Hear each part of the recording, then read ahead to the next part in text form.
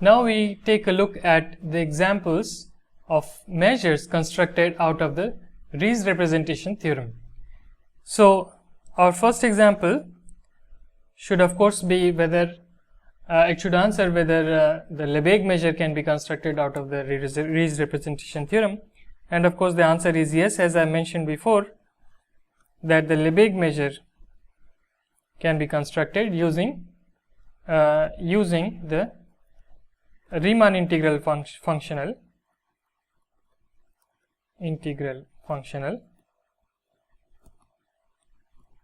Secondly, we have seen the Dirac measure. This can also be constructed using the Ries representation theorem. And lastly, I will just give an example of what are called Haar measures. So these are measures on locally compact Hausdorff topological groups. So these are groups which have an underlying space with a topology. So the underlying space of the group is a topological space, and it is locally compact Hausdorff. A topological group, in a topological group, the group operations are continuous with respect to the topology. So group multiplication and inverse operations are continuous with respect to the group topology, and we will construct not for general groups but only for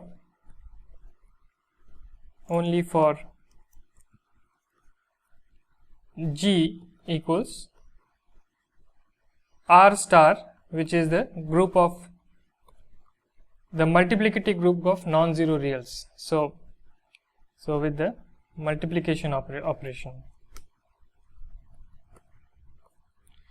So let us look at how to construct the Lebesgue measure from the Ries representation theorem. So first is the Lebesgue measure. So we have x is RD, and we take the linear functional, the positive linear functional,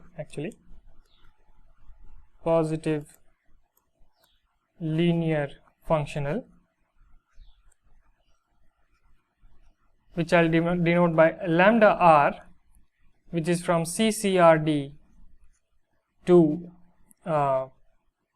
C, and this lambda r is given by the Riemann integral. This is the Riemann integral of f.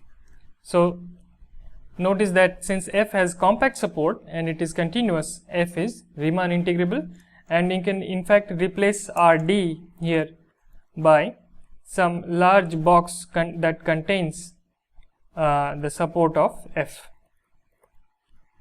fx dx. So of course this lambda r is a positive linear functional as claimed, so one can check that lambda r is a positive linear functional on CCX. So by the Ries representation theorem, it induces a Radon measure mu r on Rd, and so the claim is that mu r is nothing but our Lebesgue measure on Rd.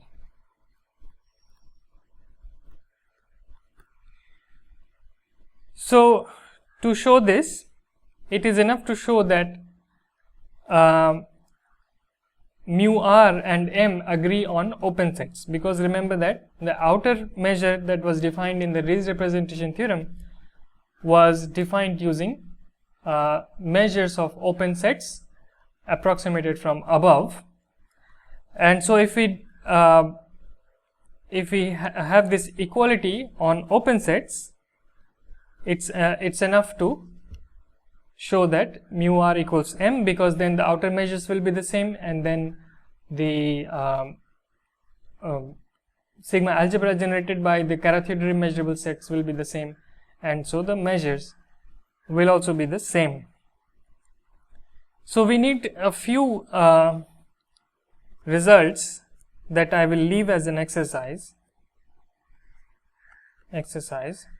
So the first is that any Riemann integrable function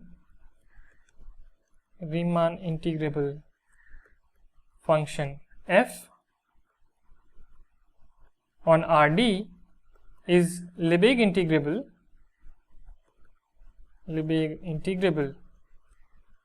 and in this case we have that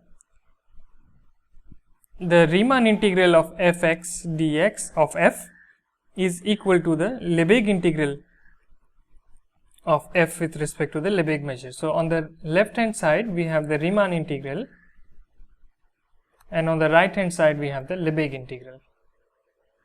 So the Liebig integral can be seen as a generalization of the Riemann integral, and if f is Riemann integrable, then it is Liebig integrable, and the two concepts agree for Riemann integrable functions.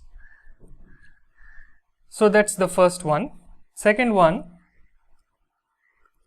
point is that m star of E, the Liebig outer measure, can be written as the infimum of sums of m star uj, j equal to 1 to infinity, such that E is a subset of the union of uj's, and each of the uj's are open. So for example, you can use that U open is a countable union of boxes, of almost disjoint closed boxes, union of almost disjoint closed boxes. So once we have this, we have already seen that the outer measure defined in the Ries representation theorem was defined using the mu's that were defined on open sets using the functional, and then we define the outer measure like this. So if the measure from the Ries representation theorem agrees with the Liebig measure for open sets, then the outer measures will also agree, and then the sigma algebra generated by the carotheory measurable sets will also agree, and the measures will also agree. So it suffices to show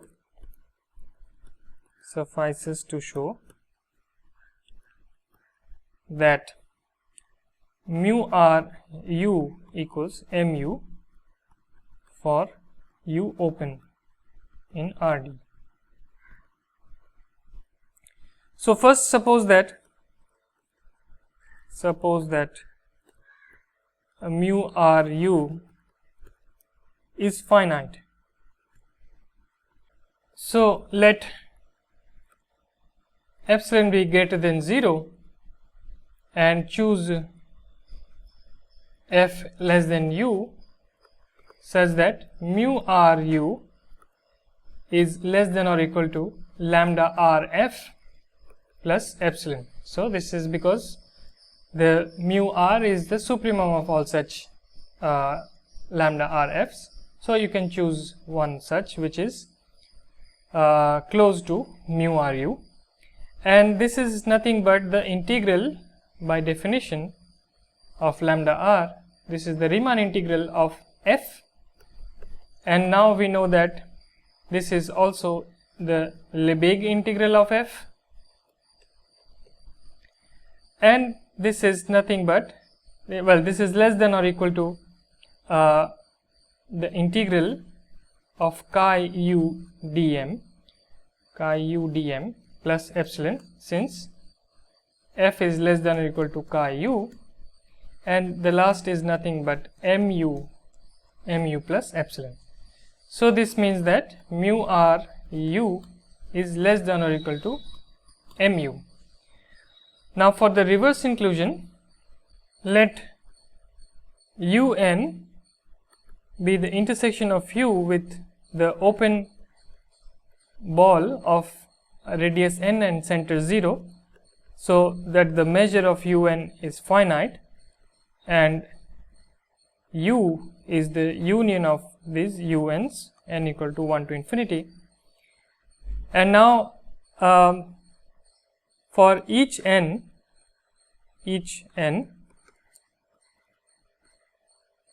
since the measure is finite by the density of CCRD in L1, we can choose a function fn in CCRD with values in 0, 1, such that 0 is less than or equal to fn is less than or equal to chi un, and the L1 norm of chi un minus fn is less than or equal to epsilon. But what does this mean? This means that the integral chi un minus fn dm is less than or equal to epsilon, and now both are finite, so this is mu, and you get minus integral rd fn dm, which is less than or equal to epsilon. So you can take it on the other side and you will have less than or mu is less than or equal to this integral plus epsilon.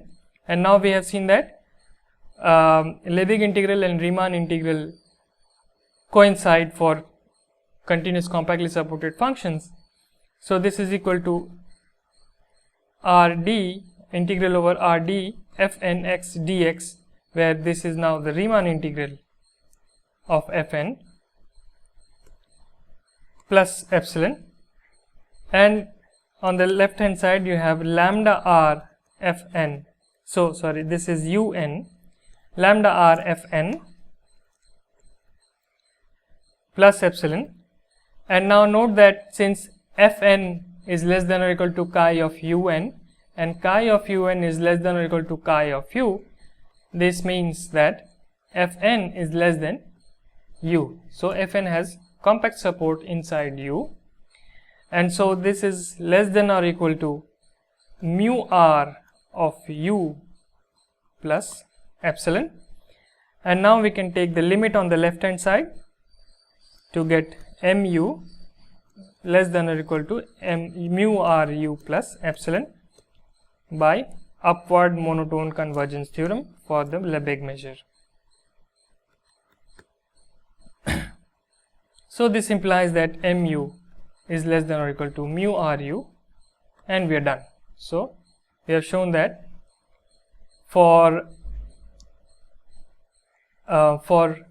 open sets, so we assume that this was finite, and I leave it to you as an exercise to show this for the case when this is infinite, but then again you can use a limiting argument as I have done here. So I leave it as an exercise.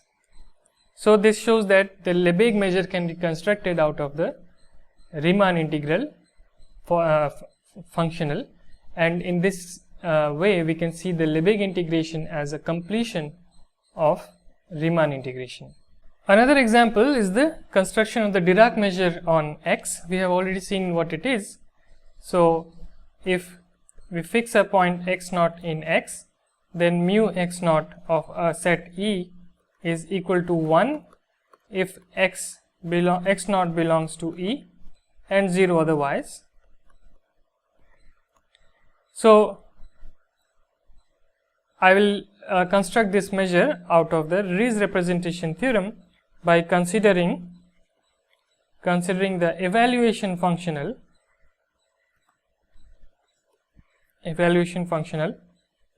which is given by, so I'll write EV x naught from x to 0 1, and this is by definition, this is over CCx to 0 1, and if you apply a function with continuous function with compact support, then by definition this is f of x naught. So this is why it's called evaluation, because it's evaluating the function f at the point x naught.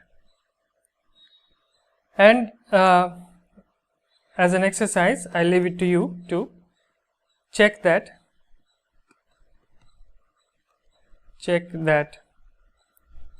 the induced measure from the evaluation functional. So first one has to check that this is a positive linear functional.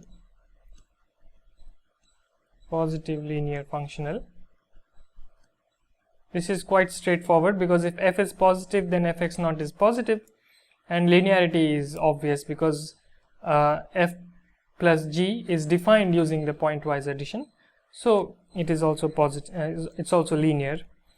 And now we have to check that the induced measure from EV x naught is indeed this Dirac measure mu x naught.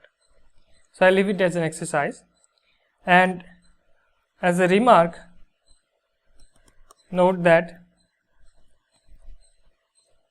if xi I equal to 1 to capital N is a collection of points of x, and alpha 1, alpha 2, alpha n are positive real numbers, then the finite linear combination of alpha I EV xi, so let me denote EV xi alpha I, this is the finite linear combination of the evaluation functionals with coefficients alpha I. This is also a positive linear functional.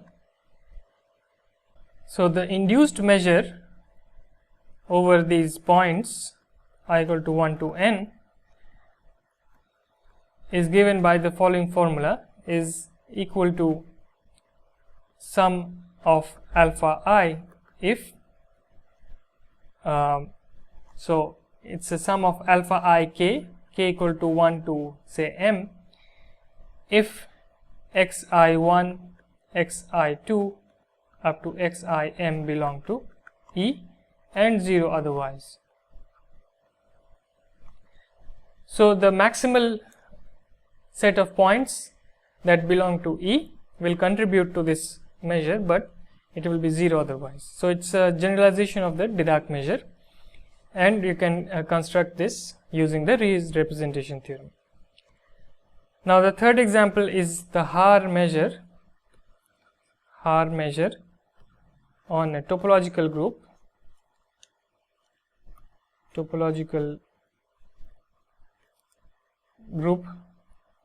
Well, we also want it to be LCH, locally compact Hausdorff. So a Haar measure, so let G be a locally compact Hausdorff group, topological group. Then a Haar measure on G is a Radon measure on G such that, so Radon measure, let me denote it by mu, such that the measure of GE is equal to measure of E, where GE, so this is for any Borel set E inside G, and GE is by definition the set of points G times E such that E belongs to E. So here we are just using the group operation. So this is called the left translation invariance property, invariance, and in fact this is what's called a left Haar measure. So you could also have the right Haar measure where G acts on the right, and you could also ask for both, but it is rare. So as an example, we have RDM, where RD is taken as a topological group with the addition with the Liebig measure M. This is a Haar measure, because M is translation invariant. So this group is an abelian group, so left and right actions are both the same. So this gives you a Haar measure. So that's one example. Another example is if G is the multiplicative group of reals. So this is R minus 0 with the multiplication operation, and if you define for f in CCG lambda f as the integral of f over R star f x dx over mod x. So this is over the set R minus 0, and this is the usual, you can take it as a Liebig integral, and if you define this functional in this way, then it is again a positive linear functional, is a positive linear functional which gives the measure via the Ries representation theorem given by, so let me denote M M cross as the measure induced by lambda. So M cross lambda of A, where A is a Borel subset of R, is given by the integral over A of dx over mod x. So for example, M cross lambda of an interval AB,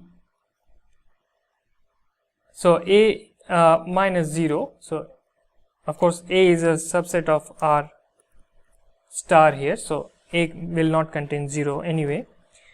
So AB minus 0, if this interval contains 0, then we remove it from this interval, and so this will be the integral.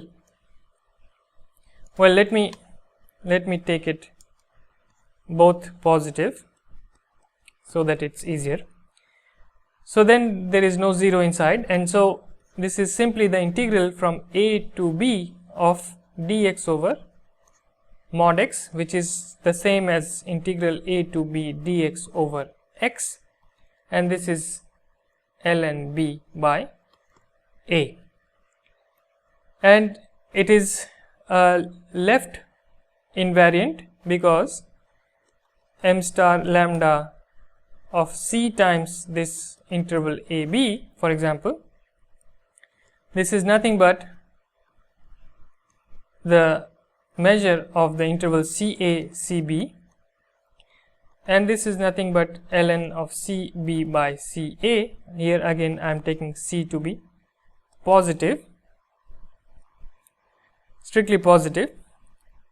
So then you will have, you can also take it to be strictly negative, but then you will have ln CB over CA. So this is again ln B over A, which is m star lambda AB. So this is, with respect to the multiplication group operation, this is invariant. So this is a Haar measure on the group of multiplicative non-negative reals.